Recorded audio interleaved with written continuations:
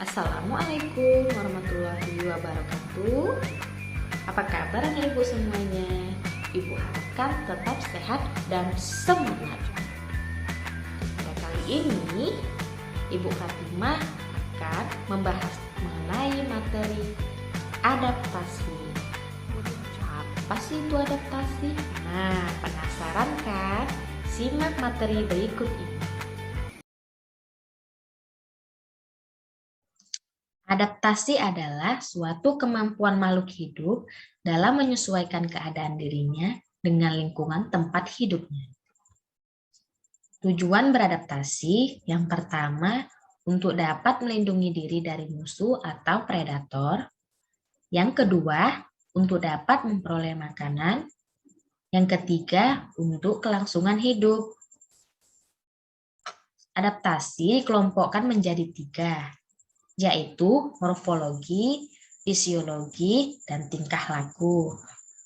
Morfologi merupakan penyesuaian bentuk tubuh dan struktur tubuh luar makhluk hidup atau alat-alat tubuh makhluk hidup terhadap lingkungannya. Adaptasi fisiologi merupakan penyesuaian fungsi alat tubuh bagian dalam pada makhluk hidup terhadap lingkungannya.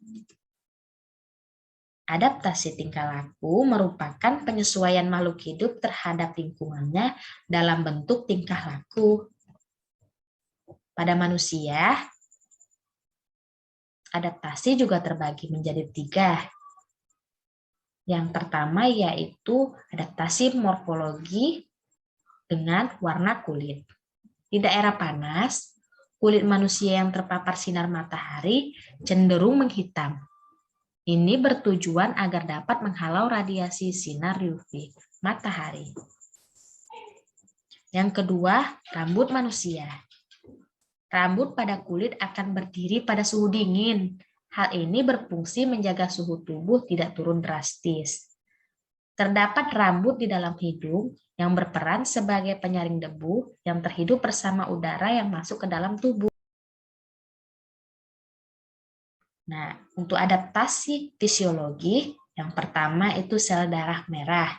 Jumlah sel darah merah orang yang hidup pada daerah pantai lebih sedikit daripada orang yang tinggal pada daerah pegunungan. Ukuran jantung. Para atlet rata-rata mempunyai ukuran jantung yang lebih besar nih dibandingkan ukuran jantung orang secara umum. Adaptasi tingkah laku yaitu pakaian.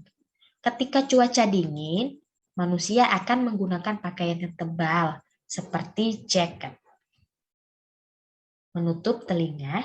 Ketika mendengar bunyi suara yang mencengkang atau keras, manusia langsung menutup telinga. Serangga. Pada serangga, terdapat mulut tipe penggigit. Untuk kupu-kupu, mulutnya digunakan untuk menghisap. Selanjutnya hewan kutub. Hewan di daerah kutub memiliki bulu yang sangat tebal untuk melindungi diri dari suhu yang sangat dingin. Selanjutnya kita beralih ke adaptasi fisiologi pada hewan. Cumi-cumi. Cumi-cumi memiliki organ yang dapat mengeluarkan cairan hitam untuk pertahanan hidupnya dari pemangsa. Unta. Pada hewan unta memiliki punuk untuk menyimpan lemak.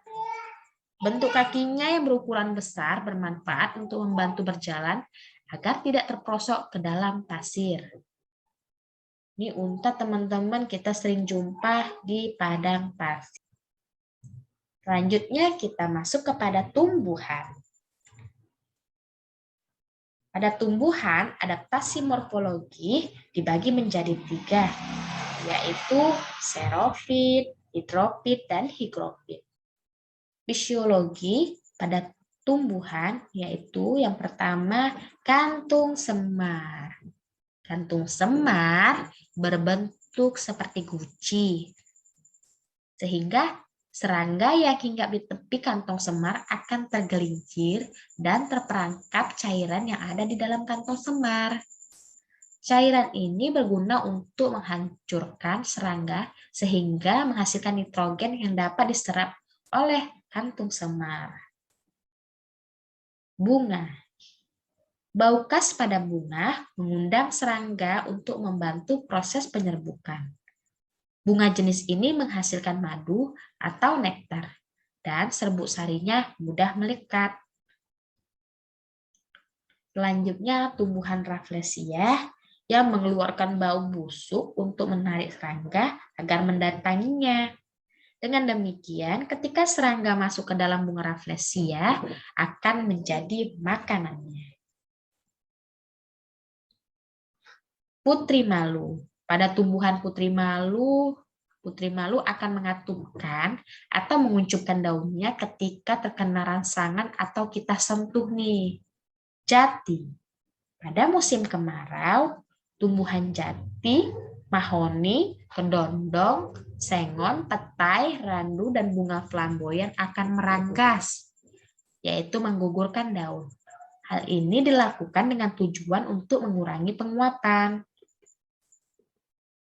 Jagung. Daun jagung akan menggulung apabila udara sangat panas. Bunga matahari menghadap arah sinar matahari. Sekian dulu pembahasan materi adaptasi. Ibu harap kalian lebih paham dan mengetahui apa itu adaptasi.